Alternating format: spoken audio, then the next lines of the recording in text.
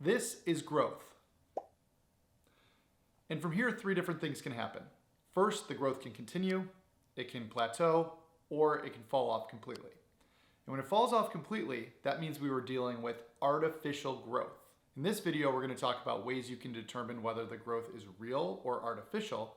And then we can talk about how people and yourself can benefit from knowing the distinction in the future. Let's check it out. Nothing's a determining factor for success like growth.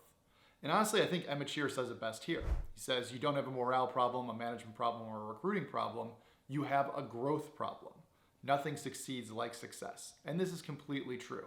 When the business is growing, everyone is happy. Morale is high, recruiting is easy. People have this freedom to be creative.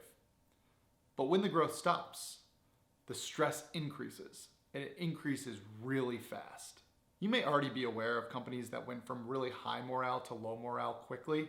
Companies like Casper, Blue Apron, Peloton. These companies experienced intense periods of growth, but then when the growth stopped.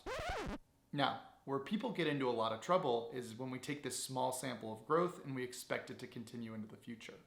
You've seen this with one-hit wonders, certain athletes, even viral content creators who believe their success is just beginning, but the reality is they're at their peak. We really need to know what type of growth is happening because this will greatly influence how we move forward. Let's talk about how to identify real growth from artificial growth.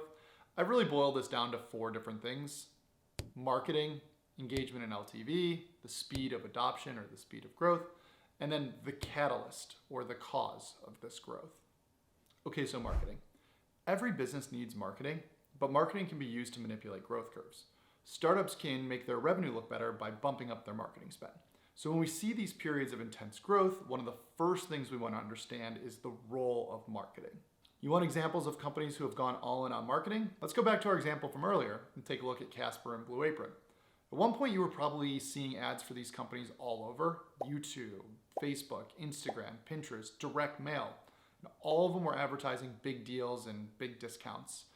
And these were meant to do one thing. They were meant to get first-time purchasers in the door. However, when the marketing stops and the growth stops, that's when you see these massive corrections. The jig is up. And so, side note. If you're thinking about investing in startups, take a look at organic growth. Organic growth is something that venture capitalists love to look at because it's the growth of the user base without any marketing spend. Okay, back to it. He's got a point. Another thing we can look at to analyze whether it's real or artificial growth is engagement. Engagement in LTV. And LTV stands for lifetime value. It's how much someone's going to spend with your company over the course of their lifetime as a customer. I think it's probably easier if I throw up an example. So let's take a look at this chart and we'll go over this using fidget spinners. In this chart, we have frequency is one axis. So frequency here means how many times will somebody buy this thing. So for fidget spinners, if it's the start of real growth, then maybe people will buy 2 or 3 or 10 fidget spinners over the course of their life. However, if most people are going to buy closer to 1, then the frequency is actually really low.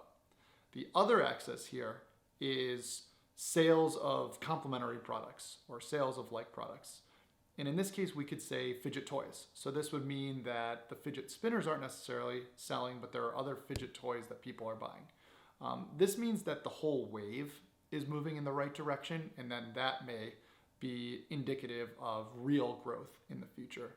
However, for fidget spinners, people were buying one fidget spinner. Didn't seem like there was a massive uptick in other fidget toys. Fidget spinners feel like the top of that category now. So at that point, I'd rank both of these kind of low. And that's why I think that when the fidget spinner thing came through, you could identify it as more of a fad. The higher the rise, the harder they fall. The higher they rise, the harder they fall. When momentum feels impossibly high, you may be in the middle of artificial growth.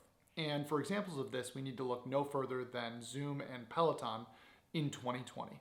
When everyone started working from home and working out from home because offices and gyms were closed, Zoom and Peloton got a huge boost in new users and stock price. It was easy to get wrapped up in the growth story, but things have settled down a little bit. People are going back to the office and to the gym, and growth has slowed for both companies. And now not only are the companies back to where they were in 2020, Peloton is actually down to 1/3 of the stock price in 2020. So its growth has completely stopped. And all of 2021 and part of 2022 was artificial growth for these companies. Similar to my last point, it's important to note where the growth is coming from. Think YouTube. Think about a content creator who wants subscribers. It's possible that their video gets picked up by YouTube's algorithm and this leads to 10,000 subscribers. But it's not time to celebrate yet. Just because your video gets picked up once, that's not the new normal. Who knows how hard it is for your video to get picked up again? Who knows if these subscribers are going to share your video with other people? Who knows if they're even going to watch more of your videos in the future? So before we get ahead of ourselves, it's important to frame all of this in the right context. This type of scenario exists in business after something like a good press piece. If a good press piece comes out and leads to a humongous sales day, everyone may be thinking that they just onboarded 5x what their customer base was and they need to ramp up production and ramp up all of this stuff, but who knows how good those customers are? Who knows how long they're going to stick around? Who knows if there's going to be this type of growth in the future or if it's just a big wave that hit at one time? Whether it's for our jobs, our personal business, investments, even our personal life, understanding the difference between real growth and artificial growth is hugely important.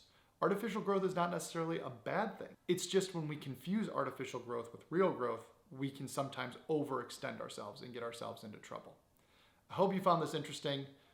If you want to contribute to the real growth of this channel, please go ahead and hit that subscribe button, and I'll see you in the next one.